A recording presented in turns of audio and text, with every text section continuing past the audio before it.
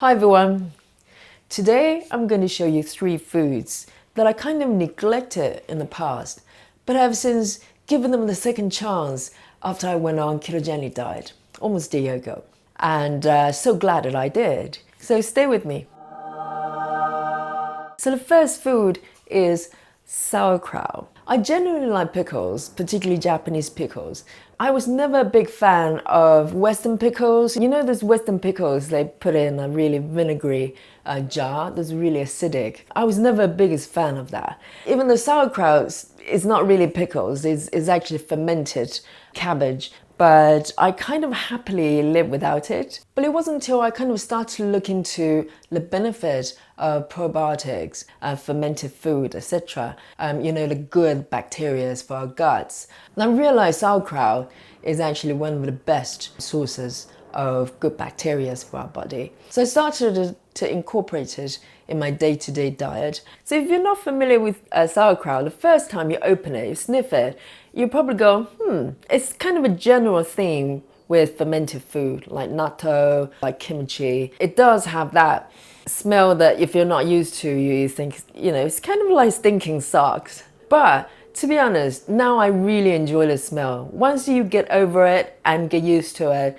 it's actually quite wonderful, trust me. So with sauerkraut, I generally don't cook it. I know some people do, but I like to eat it as fresh as possible. So generally I just grab a handful and just plunk it in whatever salad or whatever food I'm eating as a side dish. And I find it's actually quite good for regulating appetite. It's not just the fact it's filling, but there's something about that sour flavor that kind of just calms the kind of our strange cravings. And it's really pleasurable to eat. It's crunchy, it's sour, and it's a great complement to whatever you're eating. So the next food is tempeh. And some of you might go, "Tem what?" And yeah, exactly. That's what I thought for a long time. Fundamentally, this is fermented soya beans in a block. I think it originally came from Indonesia or some Southeast Asia. Not entirely sure, don't quote me. You can see them sometimes in Whole Foods and health food stores, but this is not a familiar food for me at all. So I love soya products. I love tofu, and some of you might have seen my how to make tofu video. I make tofu at home from time to time, and daily basis I consume a lot of tofu. So something like tempeh just slot right in, you would have thought. So I bought some tempeh and attempt to cook it maybe a few years ago. But I made a mistake of buying those preserving jars. And they look slightly weird. They look like some weird experiments, things that preserve in lab jars. I tried to stir fry it like tofu with vegetables and stuff, and the texture was really weird. The taste was really weird. So I kind of just gave up at that point. I thought, well, this is just not for me. So I led a tempeh-less life for many years. Thought I was thoroughly happy, but I was wrong. I missed out a really delicious food. For me, whenever I change my diet, instead of seeing it as restriction of the selection of food I can eat, I see it as a great opportunity to expand my repertoire of food selections. So that happened when I first went on vegetarian. I think it was 2007. And then again, when I went vegan back in 2011, instead of thinking that I no longer can eat dairy, I started to explore ingredients and creative way of cooking, make food just exciting, if not more. Same thing happened when I went on keto. I know a lot of us vegans, as soon as we go on vegan, we consume a lot of carbohydrate. We start eating a lot of pasta and rely on a lot of bread and stuff like that. And obviously on keto, you can't do that. And it's not good for you anyway. So I started looking into foods that contains a lot of, good protein, good fat. So with tempeh, this block is about 200 grams and 40 grams of that is protein. And a lot of fiber as well, and it's fermented food as well. So again, it's a great source of probiotics. So this time around, I actually bought proper tempeh, which comes in a block like this. So today I'm going to show you how to cook this gorgeous, gorgeous thing. my newfound favorite food. We're going to slice it up and fry them in the frying pan till they're crispy, and we're going to dip them in homemade sweet and chili sauce. So with the tempeh, I've taken it out of the packet. You can literally see the soya beans in their entirety. It's really, really nice. You know, look up for the brands that really only has the purest ingredients in there and nothing else. So I'm going to slice it in strips, and that's how I normally make it. Not too thick because we want them to be toasted nice and golden brown on both sides and cooked thoroughly in the middle. So that's our tempeh. It's absolutely gorgeous, I'm telling you. Oh my, it started raining now. Can you hear it? Can you hear the rain? Oh my, oh geez. And before we fry the tempeh, we want to make some sweet and chili sauce to go with it. And with the chili sauce, you really only need 2 ingredients. One is these seductive yet lethal looking bird's eye red chilies. And the amount you add in is really up to you. Sometimes they can be very hot or not very hot at all. Normally what I do is have a little bite into them and see how hot this particular batch is. And today I think I'm going to add in about maybe 5 of them. And on top of that, you need tomatoes. So 4 to 5 medium-sized tomatoes should do. Okay, to make the sweet chili sauce, the first thing we want to do is to add in a generous splash of olive oil. And then when I say generous, I mean generous. So the oil is not just there to cook the ingredients, it will also help to preserve the chili sauce if you want to keep it for a few days. And we're going to turn the heat on. So you want some medium to high heat, but not too high. Now we're going to add in the chili. So I was being a little bit brave. I chopped up probably about 7 of them. So we'll find out whether it's going to be super, super hot. But I like it hot, so no problem. While the oil is still kind of cold, add in your chili. So what we want is for the chili to release all its flavors into the oil. And then we can add the tomatoes later on. So you can see it's starting to sizzle. Oh, it's beautiful. I love fresh chili. There's something about the fresh chili just brings life to you. So if it is sizzling too much, you can turn the heat down slightly. You want to keep the chili sizzling but not browning too quickly. We're not trying to brown the chili. We're trying to get the chili to release all its flavors into the oil. And once the chili bits, you can tell they're all glistening and sort of puffed up slightly. Now we're going to add in the chopped tomatoes. So all you do is chop them into smaller pieces. It doesn't matter too much because we're going to cook it down.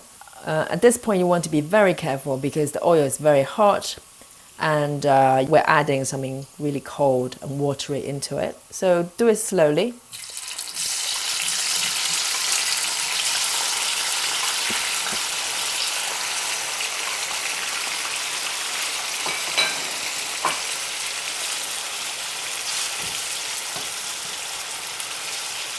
It's heaven, I'm telling you. The smell is absolutely wonderful. So turn the heat on a little bit if you need to. And what we want to do is to fry the tomatoes and cook it down into mushy texture. That's the technical term. And give it a quick stir from time to time. You'd be surprised how easy it is to make. You never ever have to buy sweet chili sauce from the shops ever again. You just make your own. So I've left it cooking for probably about 3-4 minutes, and you can see all the tomato pieces are nice and tender. And now we're going to season it. So I'm going to add a dash of soy sauce, just a small dash. Doesn't have to be precise. And then I'm going to add a pinch of salt. Again, you kind of want to taste it as you go. There's no sort of perfect amount. I normally just add a little bit, and if I need more, I add more. Very simple. And give it a stir and leave it to cook a little bit more. I mean, this is a great thing about cooking. So many things that we think is extremely complex and difficult, actually extremely easy to do. And this chili sauce is one of the examples, as you will see. I'm gonna Just have a quick taste to see how hot it actually is. See what I've actually done. Oh, it's very hot, but so good. The seasoning is good. I might just add a small dash of soy sauce, but I think it's perfect. As you can see, it's nice and creamy. And now turn the heat off. And what I'm going to do now is to transfer the sauce into this jar, because I'm going to blitz it. Or alternatively, if you have a food processor, you can pour this in your food processor and blitz. Okay? So it's transferred to a jar, and I'm going to blitz it with a handheld blender. You can put in the blender or food processor, it's up to you. Get this going. It's still piping hot, as you can see. And if you like, on top of a little bit more oil, it just makes it creamy. Okay, I'm happy with this, I think. It's lovely and creamy. Look at this color. That's our chili sauce. Okay, now we're ready to fry the tempeh. Take a frying pan, and inside we want to add in, I'm going to use coconut oil. Again, generous amount, because we want the tempeh to be golden and crispy. Probably about 1 tablespoon or a little bit more. And turn the heat on. So medium to high again, not too high. Just make sure the oil is covering the entire frying pan generously. We're going to add in our tempeh pieces, one by one. Okay. Be careful with the fat.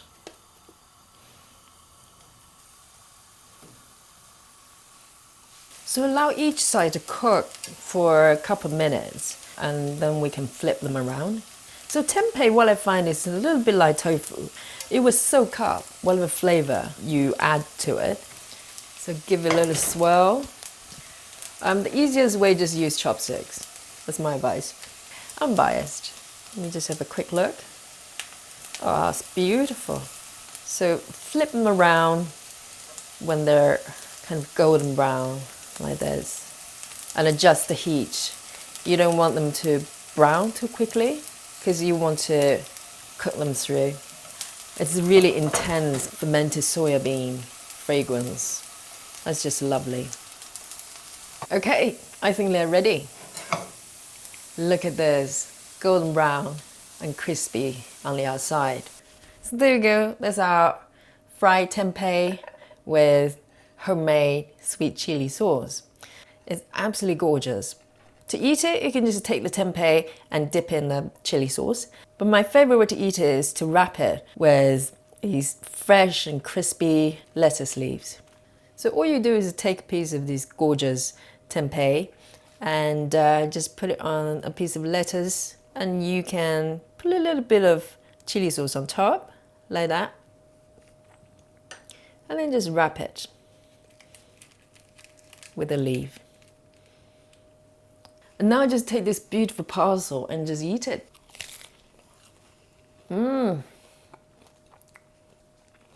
It's just so good. I know I say that a lot, but let me just double dip. You've got that really intense and meaty fermented soya bean flavor, and coupled with that sweet chili sauce and the fresh crispy lettuce. It's heaven. It's really, really good. I can't stop eating it. Tempeh is definitely one of my favorite foods at the moment. I hope you give it a try. But now, time for pudding. So last food I'm going to share with you is chia seeds. And you might go, well, vegans eat a lot of chia seeds. Not this vegan. I didn't for ages. I knew it was really good for me, and I know it's one of the superfoods, but for some reason I just couldn't find a way to kind of incorporate into the food I was eating on a regular basis. It doesn't really have very distinctive flavor or taste, so it's kind of something that you could live or live without, and after a while you just forget to use it. So very often I have a jar like this sitting in my cupboard for ages, and then just past the sell by date. I had to throw it away. So since I went on keto, it kind of dawned on me that you could actually turn it into really delicious dessert. So since then, I've been making chia seed pudding on a very regular basis. I'll make a batch and it will last a few days, and once it's gone, I'll make another batch. And it's extremely easy and convenient to do. So with chia seed pudding, there really isn't the right way or wrong way of making it. You know, everybody have their own favorite consistency and also ingredients they would like to add in. But since I'm on keto, so I want to put more emphasis on fat content as well. So I want to create chia seed pudding that's not only delicious, but full of good fats and many other ingredients. So today I'm going to show you how I normally make it, and hopefully that could be helpful for you as well. With the chia seed pudding, what you want is to take a Tupperware or any container that you can put a lid on. So the first thing we're going to add is obviously chia seeds. So I'm going to add in 3 tablespoons of chia seeds. The quantity obviously is up to you, but if you work out a ratio, you can increase or decrease as you want. So that's 3 tablespoons of chia seeds. And inside we're going to add in some ground flax seeds. So what I've got here is golden flax seeds, which is paler in color, but you can just use regular ground flax seed, it doesn't matter. So I'm going to add in 1 tablespoon. And then we're going to add some nut milk. So you can use any nut milk you want. I'm going to add in 1 cup of nut milk. For 3 tablespoons of chia seeds, I'm adding in 1 cup of nut milk. Like that. And then we're going to add some fats to it. So what I've got here is cream coconut. Not to be confused with coconut cream.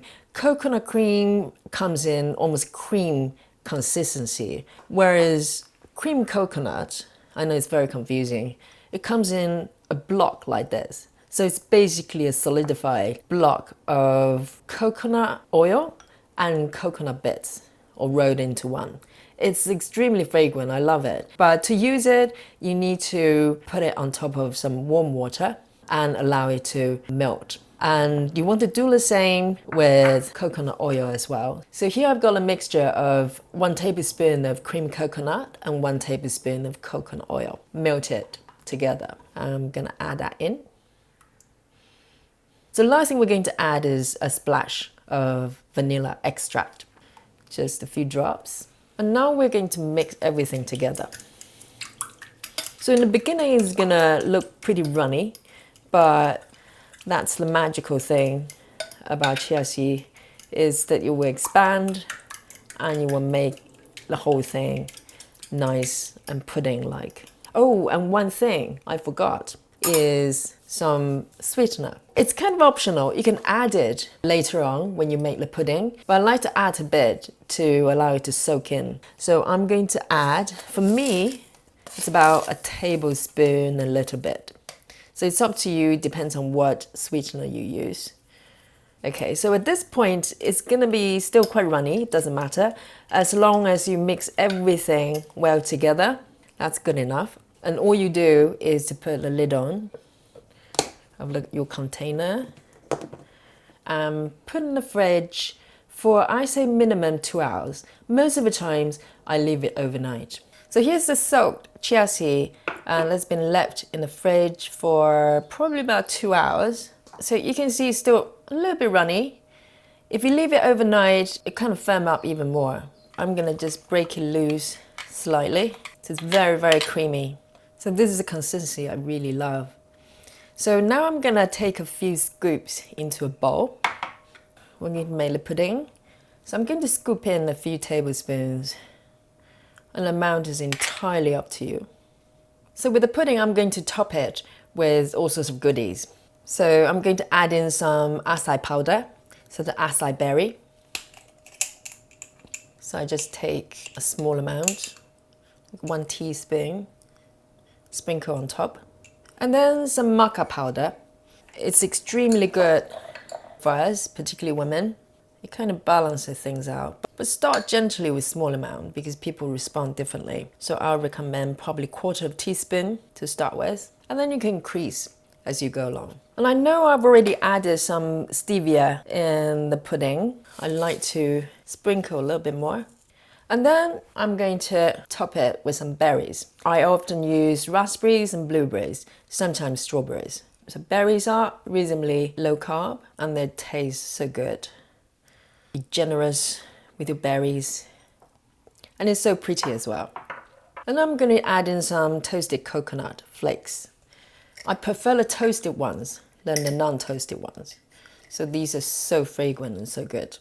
You see, as much as this is dessert, I want to make it as nutritious as possible. So you feel good eating it.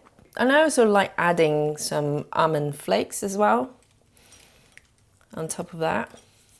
So you've got this mixture of beautiful colors together. And finally, I'm going to add in some nut butter. Again, all these ingredients are optional. I'm just adding things I like. I love this almond butter. You can add peanut butter if you want, or hazelnuts, whatever nuts you want. Again, this is to boost the fat as well, as much as the flavor. Just take a generous dollop. And I'm not kidding when I say generous. You know, just be generous with your nut butter. Whoops. Just plunk it aside like that, elegantly. So this is how I eat my chia seed pudding. So there you go, that's dessert time for me. So as I said before, whenever you go on a sort of diet change, whether it's for ethical reason or diet reason, see it as an opportunity to discover a new world, different types of food, different cuisines, and it will enrich our life and make us happy. I mean, food is so important for our existence. It keeps us not only healthy and balanced, but also brings us so much pleasure. So why not explore? What's the worst can happen? You don't like it? Try something else. But if you like something, that could transform the way you eat and brings you a lot of happiness. Follow me on Instagram if you haven't already, and hashtag Heavenly Fan if you want to share your cooking pictures with me and the world. So thanks for watching. I'll see you next time.